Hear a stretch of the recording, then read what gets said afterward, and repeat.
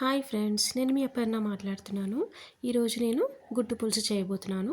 దీనికి నేను 2 table spoon oil అనేది ప్యాన్లో వేసేసుకొని స్టవ్ పైన పెట్టానండి. అందులో లైట్గా పసుపు వేసుకోవాలి, చిటికెడు పసుపు వేసుకున్నాక కొద్దిగా వేడయ్యాక మనం ఆల్రెడీ నేను 5 ఎగ్స్ని బౌల్ చేసి పెట్టాను. సో ఆ ఎగ్స్ని ఇందులో వేసేసి లైట్ బ్రౌన్ కలర్ వచ్చే వరకు వేయించుకోవాలండి ఈ బాయిల్డ్ ఎగ్స్ని.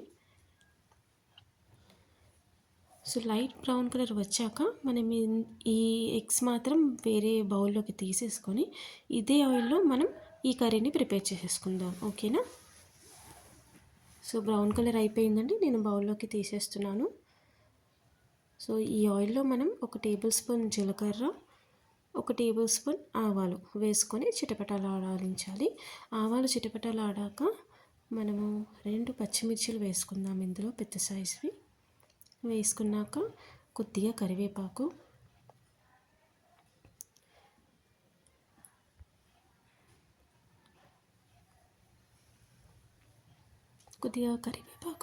పచ్చిమిర్చిలో కరివేపాకు వేసుకున్న తర్వాత ఇదే ఆయిల్లో మనం చిన్న టేబుల్ స్పూన్ అంత అల్లం వెల్లుల్లి పేస్ట్ వేసుకోవాలి. అల్లం వెల్లుల్లి పేస్ట్ వేసుకున్నాక కొద్దిగా అలా పచ్చివాసన పోయే వరకు మనం పేస్ట్ని కొద్దిగా ఆయిల్లో ఫ్రై లాగా చేయాలి. అల్లం వెల్లుల్లి పేస్ట్ వేసానండి ఇప్పుడు నేను. సో కొద్దిగా కలపాలి. అది పచ్చివాసన పోయాక మనం ఆనియన్స్ని వేసేసుకుందాం. 4 పెద్ద సైజ్ ఆనియన్స్ కట్ చేసి పెట్టానండి ఈ పులుసు కోసం.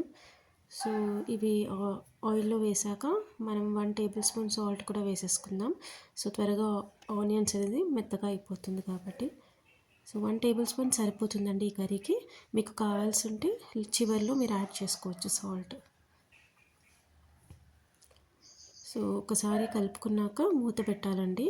జస్ట్ ఒక 1-2 మినిట్స్ వెయిట్ చేస్తే మీకు ఆనియన్స్ అనేది లైట్ బ్రౌన్ కలర్ వచ్చేస్తుంది. సో లైట్ బ్రౌన్ కలర్ అయిపోయిందండి. ఇప్పుడు ఇందులోనే నేను 2 టేబుల్ స్పూన్ కారం వేస్తున్నానండి.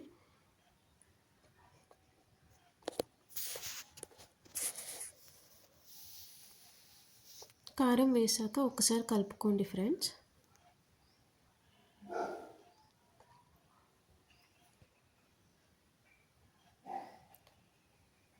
ఇందులోకి నేను ఇప్పుడు చిటికెడు మెంతి పొడి కూడా వేస్తున్నానండి. మెంతి పొడి వేయడం వల్ల చాలా బాగుంటుంది టేస్ట్ అనేది. మీకు వద్దు అనుకుంటే మీరు స్కిప్ చేసేయచ్చు, బట్ నేను మాత్రం వేస్తున్నాను చిటికెడు మెంతి పొడి.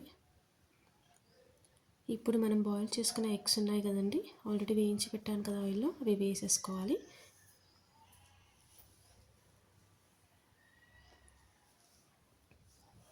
ఇప్పుడు నేను చిన్న సైజు నిమ్మకాయ అంత చింతపండు నానబెట్టి రసం తీసాను. సో ఆ రసం ఇందులో వేసేసుకోవాలి.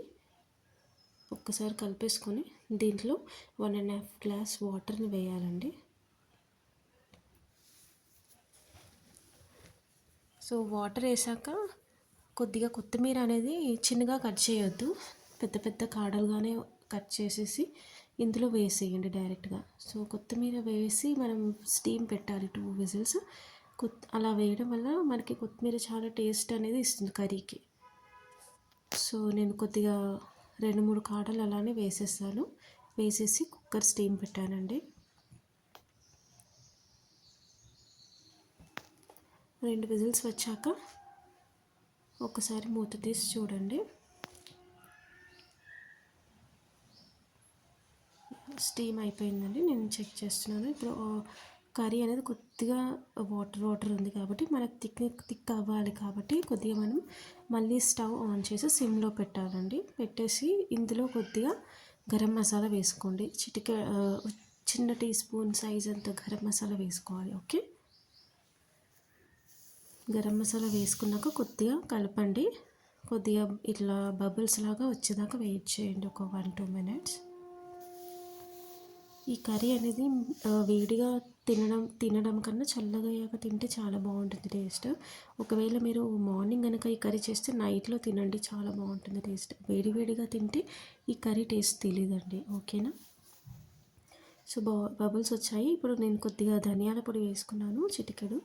అది వేసుకున్నాక కొద్దిగా వేడయ్యాక మనం బౌల్లోకి తీసేసుకుందాం, స్టీల్ బౌల్స్లోకి. ఎప్పుడైనా సరే అల్యూమినియం బౌల్స్లో మనం కర్రీస్ వండితే వెంటనే మనం స్టీల్ బౌల్స్లోకి తీసేసేయాలండి.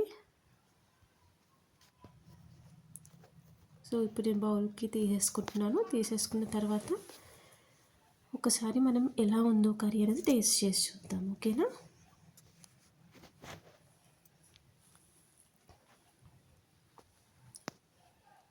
ఓకే, ఇప్పుడు నేను టేస్ట్ చేయబోతున్నానండి ఈ కర్రీని. చాలా బాగుంటుంది ఫ్రెండ్స్. రైస్లోకే, ఇది చపాతీలో కన్నా రైస్లోకే చాలా బాగుంటుంది. ఎందుకంటే పులుసు కాబట్టి మనం రైస్లో కొద్దిగా కలుపుకుంటే చాలా చాలా బాగుంటుంది. పిల్లలు కూడా చాలా ఇష్టంగా తింటారండి ఇది. ఎందుకంటే నేను కారం కూడా అంత ఎక్కువగా వేయలేదు. బట్ ఈ ఈ కర్రీకి సరిపడంత కారం అనేది ఎవరైనా తినగలుగుతారు. చాలా బాగుంటుంది టేస్ట్ అనేది. ఓకే, ఇది నా న్యూ ఛానల్ అండి. మీకు నేను చేసే వంటలు రెసిపీస్ మీకు నచ్చితే కనుక ఖచ్చితంగా లైక్ చేయండి మా ఫ్రెండ్స్. అండ్ నా ఛానల్ని సబ్స్క్రైబ్ చేయండి. ఓకేనా? కర్రీ అయితే చాలా బాగుంది friends. Thank you. Have a nice day. Bye.